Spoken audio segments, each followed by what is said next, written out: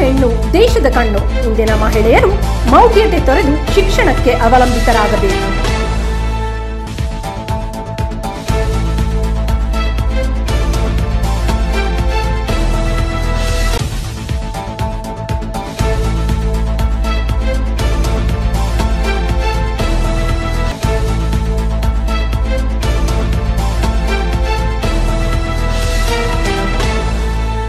ಒಂದು ಹೆಣ್ಣು ದೇಶದ ಕಣ್ಣು. ಇಂದಿನ ಮಹಿಳೆಯರು ಮೌಢ್ಯತೆ ತೊರೆದು ಶಿಕ್ಷಣಕ್ಕೆ ಅವಲಂಬಿತರಾಗಿ ತಮ್ಮ ಜೀವನೋಪಾಯವನ್ನು ರೂಪಿಸಿಕೊಳ್ಳಬೇಕು ಎಂದು ಅಪಾರ ಸಿವಿಲ್ ನ್ಯಾಯಾಧೀಶರಾದ ರೇಷ್ಮಾ ಕಳಕಪ್ಪ ಗೋಣಿ ಹೇಳಿದರು.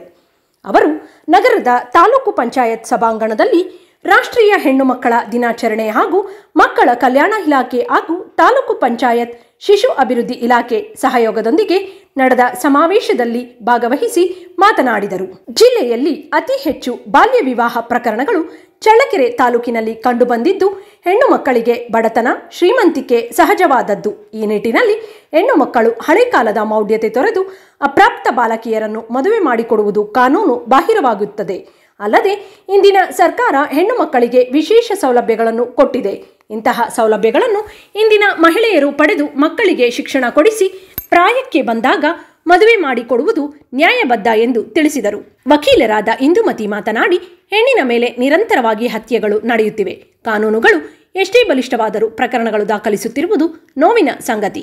ಗರ್ಭದಿಂದ ಭೂಗರ್ಭದವರೆಗೆ ಮಹಿಳೆಯರಿಗೆ ಕಾನೂನು ಕಟಕಟೆಗಳಿವೆ. ಆದರೆ ಅತ್ಯಾಚಾರ, ಭ್ರೂಣ ಹತ್ಯೆ ನಡೆಯುತ್ತಿರುವುದು ಕಾಣಬಹುದು. ಇನ್ನು ಸರಾಸರಿ 1,000 ಮಹಿಳೆಯರಿಗೆ 700 ಪುರುಷರು ಇದ್ದರೆ ಕೇವಲ 300 ಮಹಿಳೆಯರು ಇದ್ದಾರೆ. ಇದರಿಂದ ಹೆಣ್ಣಿನ ಸಂತತಿ ನಶಿಸುತ್ತಿರುವುದು ಕಾಣಬಹುದು. ಈ ಸಂದರ್ಭದಲ್ಲಿ ತಾಲೂಕು ಪಂಚಾಯತ್ ಕಾರ್ಯನಿರ್ವಾಹಕ ಅಧಿಕಾರಿ ಶಶಿಧರ್, ಕ್ಷೇತ್ರ ಶಿಕ್ಷಣಾಧಿಕಾರಿ ಕೆ ಸುರೇಶ್, ಸಿಡಿಪಿಒ ಹರಿಪ್ರಸಾದ್, ಆರೋಗ್ಯ ಇಲಾಖೆ ಸಹಾಯಕ ಅಧಿಕಾರಿ ತಿಪ್ಪೇಸ್ವಾಮಿ, ವಕೀಲರ ಸಂಘದ ಅಧ್ಯಕ್ಷ ನಾಗರಾಜ್, ವಕೀಲರಾದ ಇಂದುಮತಿ ಹಾಗೂ ಅಂಗನವಾಡಿ ಕಾರ್ಯಕರ್ತರು ಇನ್ನು ಇತರರು ಪಾಲ್ಗೊಂಡಿದ್ದರು. ವರದಿ ಡಿ ಈಶ್ವರಪ್ಪ, ಚಳ್ಳಕೆರೆ. ಅಟ್ಲೀಸ್ಟ್ ಅವ್ರ ಕಾಲ ಮೇಲೆ ಅವ್ರು ನಿಂತಿರುವಷ್ಟಾದ್ರೂ ಕಲಿಸ್ಬೇಕು ಮಕ್ಕಳನ್ನ. ಅದು ಬಿಟ್ಟು ಮಕ್ಕಳನ್ನ ತನ್ನ ಬಡತನ ಇರ್ತದೆ, ಯಾರಿಗಿರಲ್ಲ ಬಡತನ ಇದೆ ಅಂತ ಈಗ ಸಾಕು. ಮೊದಲು ಒಂದ್ ಕಾಲದಲ್ಲಿ ಇತ್ತು, ಹೆಣ್ಮಕ್ಳು ದುಡಿದ್ರೆ ಅಥವಾ ಮಕ್ಕಳು ದುಡಿದ್ರೇನೆ ಮನೆ ನಡಿಬೇಕು ಅನ್ನೋದು ಇತ್ತು. ಆದ್ರೆ ಈಗ ಅದರ ಅವಶ್ಯಕತೆ ಇಲ್ಲ. ಯಾಕೆಂದ್ರೆ ಸರ್ಕಾರ ಸಾಕಷ್ಟು ಸವಲತ್ತುಗಳನ್ನ ಹೆಣ್ಮಕ್ಳಿಗೆ ಕೊಟ್ಟಿದೆ. ಅದೇ ರೀತಿ ಸರ್ಕಾರದ ಉಪಯೋಗನೂ ತಗೊಂಡು ಕೂಡ ಇಷ್ಟು ಹಳ್ಳಿಗಳಲ್ಲಿ ಮಾಡ್ತಾರೆ ಅಂತಂದ್ರೆ ನಮಗೆ ಬೇಜಾರಾಗ್ತದೆ.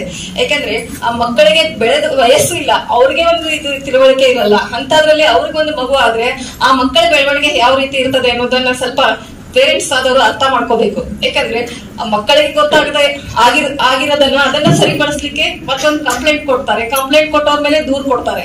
ಯಾಕಂದ್ರೆ